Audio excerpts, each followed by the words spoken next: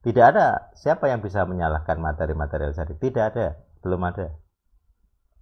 Karena mereka harus pinter kalau harus menyalahkan. Mereka harus lebih pinter dari kamus-kamus Ibrani yang kita pakai gitu ya. Ya kayak tadi Bible Hub. Siapa menyalahkan Bible Hub? Tulisannya begitu. Gitu ya. Makanya saya tidak ngotot harus mengubah LAI atau gereja yang sudah ada, tidak. Tetapi saya menyampaikan pesan bahwa kalian salah gitu ya. Kalian berdosa telah mengubah 10 hukum. Gitu. Jadi makanya jangan heran gereja-gereja yang sekarang mempraktekkan pengakuan iman rasuli pun tidak ada powernya pengakuannya. Bahkan para pengkhotbah yang menggunakannya ada yang murtad gitu. Kayak ada kuasanya. Kalau memang 10 hukum dan pengakuan iman rasuli itu disusun dengan penuh kuasa, kalau ada dosa, mati pendosanya. Seperti Ananias Safira. Kapan sekarang di mana? Coba tunjukkan gereja yang para pendosanya mati. Saya belum nemu. Malah dilindungi pendosa-pendosanya. Harusnya gereja-gereja itu ya seperti gereja mula-mula. Ada kuasa. Pendosa mati. Kemarin di Magelang ada tim yang sharing gitu ya. Salah satu bagian dari proyek-proyek test power gitu. Ada pendosa di gereja, terus dia bilang, Mas ini kalau deklarasi cara El-Sadik ya, bisa mati nih Mas gitu. Ternyata mati beneran gitu. Kemarin saya ke Magelang, pendosanya memang mati gitu. Jadi dia mistis sekali pokoknya. Termasuk nyandati jemaat, nyandati tim El-Sadik gitu, memberi santet. Jadi pernah ketahuan itu bendanya gitu. Seperti bambu, kemudian ya ayat-ayat gitu. Ayat agama sebelah ya. Mau menyadat gereja, jemaat. Dan dia menemukan entah bagaimana gitu ya. Nah, kebetulan itu di dekat kamar dia waktu di gereja ya. Tinggal di gereja gitu. Jajar dengan kamarnya. Nah itu jadi persoalan gitu. Bagaimana anggota gereja, dan ini anggota gereja sebenarnya, yang masih menggunakan benda-benda berdosa, agama berdosa, kuasa berdosa, untuk menyerang hamba Tuhan, menyerang PDM. Ya sudah, itu pilihannya gitu. Itu resikonya kalau kamu ketemu Tuhan yang asli. Kalau ketemu Tuhan KW, kamu aman. Kamu nggak akan apa-apa, nggak ada yang bisa menyerang kamu gitu.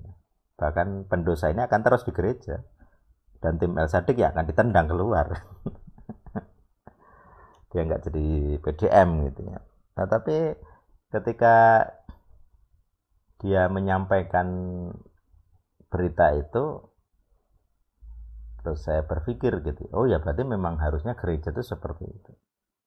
Kalau kamu membawa nama ilah lain di dalam gereja, membawa kuasanya, bahkan menyerang jemaat, gitu, kamu akan berhadapan dengan Tuhan yang asli, Yehuwah itu, gitu. Dan terbukti kamu kalah, gitu. Orangnya kalah, gitu. Terusir dari gereja, kecemarannya dibuang. Gereja yang hidup itu seperti itu seharusnya, nggak kayak sekarang. Sudah menganggap dirinya suci, maha suci, nama di atas segala nama, usir setan tidak bisa, dosanya tidak bersih, para pendosa tidak dididik gitu ya, tidak ditegur gitu. Dan bahkan kalah gitu, mengalah dengan dosa. Makanya ketika ada majelis mualaf itu aku berpikir, lah selama ini memang sudah kalah kok dengan dosa kok, ya gimana? Itu tidak mengherankan bagi saya. Pendetanya saja juga seperti itu, pro kepada dosa, gimana? Ketika jemaat membicarakan majelis yang mualaf, dia malah marah-marah kesannya ya. Tolong jangan dibicarakan, biarkan dia bergumul dengan imannya. Yang salah kamu Pak, sebagai pendeta, sebagai gembala, kok ada jemaatmu berpindah agama, kamu malah bela-belain. Yang salah kamu. Kamu harusnya mengaku dosa di hadapan jemaat, di hadapan Tuhan. Malah nyalahin jemaat.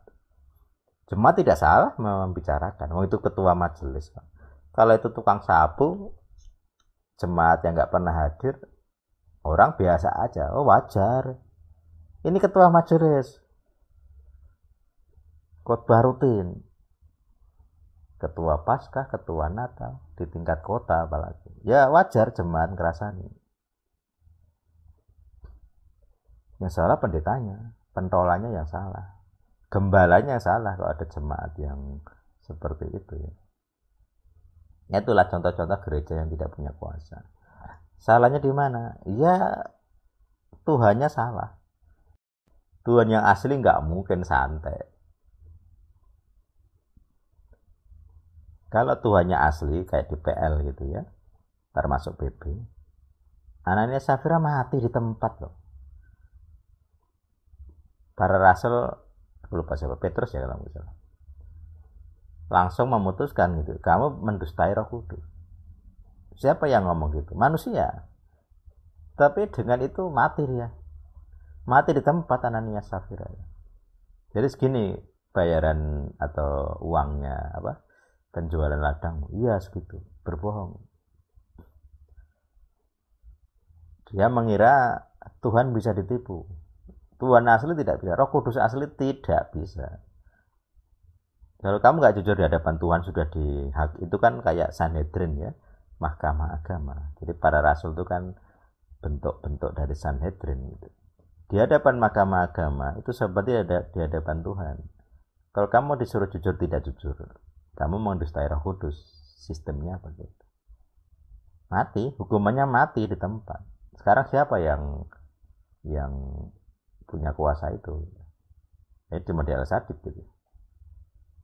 Mati. Pendosa itu resikonya mati.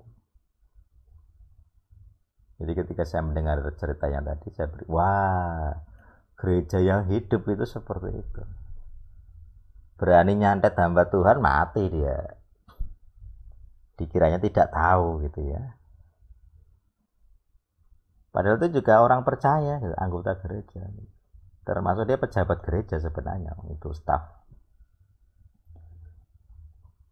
Tapi itu yang jadi bukti bagi saya sendiri, kuasa dari gereja yang hidup. Tuhannya asli itu begitu. Kalau gerejanya palsu, dia santai-santai saja. Parasit tidak akan ketahuan. Tapi kalau gerejanya asli,